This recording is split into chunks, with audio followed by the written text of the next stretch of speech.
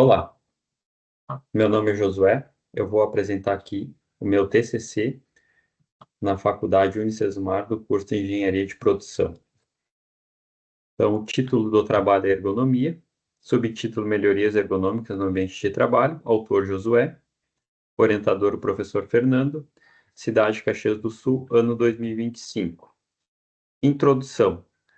Ergonomia como uma ferramenta estratégica para a saúde e produtividade. Então, a ergonomia, ela é uma ferramenta que faz a adequação das máquinas do ambiente de trabalho ao homem. E também alguns autores dizem que a ergonomia ela se enquadra como uma tecnologia ou uma aplicação de transformação. Problema. Então, problema, eu trago aqui posturas inadequadas, movimentos repetitivos e acidentes e doenças ocupacionais. E claro que a questão do grande índice de afastamento dos trabalhadores por acidentes de trabalho e doenças ocupacionais. Objetivo.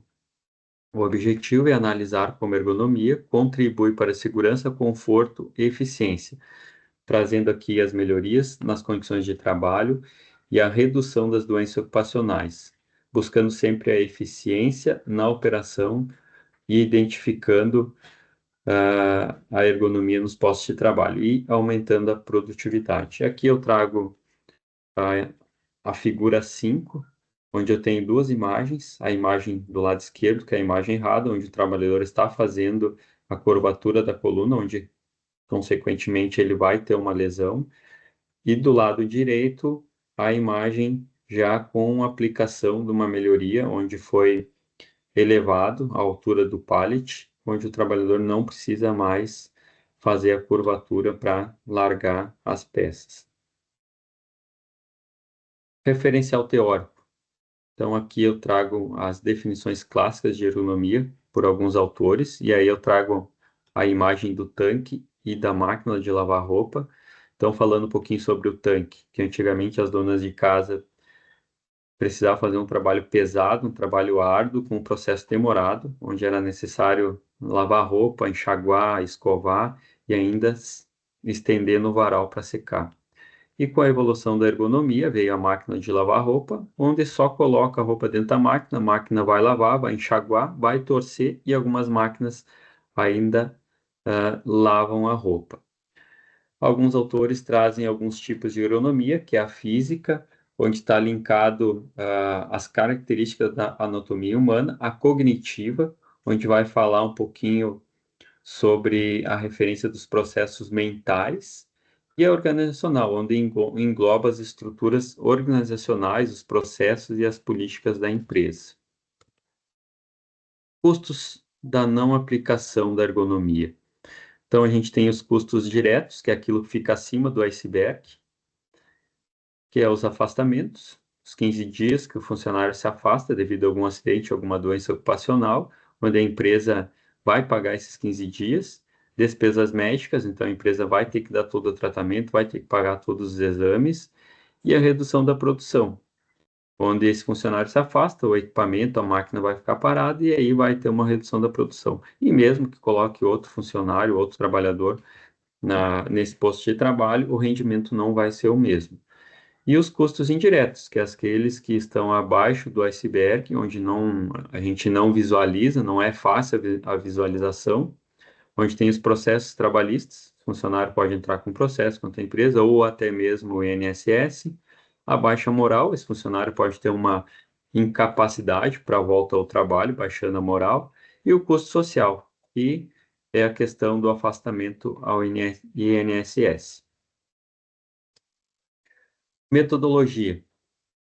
Então, esse trabalho ele foi focado com 9 funcionários da linha de produção 1 da empresa, onde a gente buscou o método direto, que foi ir até o posto de trabalho, avaliar a atividade do funcionário, focando muito na observação, gravar essa atividade, algumas comunicações com os funcionários para entender o tipo da atividade, focando na movimentação e na postura desses funcionários na realização da atividade deles, para fazer a observação, identificar quais posturas inadequadas, aquilo que poderia ser melhorado, e o método indireto, com os mesmos 9 funcionários, a gente trouxe o funcionário até uma sala, aplicou um questionário, fazendo considerações abertas e analisando as ligações entre as precauções já existentes da empresa, aquilo que a empresa já tem linkado à ergonomia, e as condições da tarefa desempenhadas, para verificar aquilo que precisa ser melhorado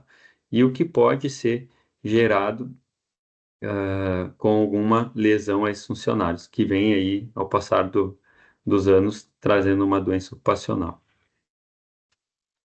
Resultados, então aqui, através daquelas amostras, dos questionários, veio alguns resultados.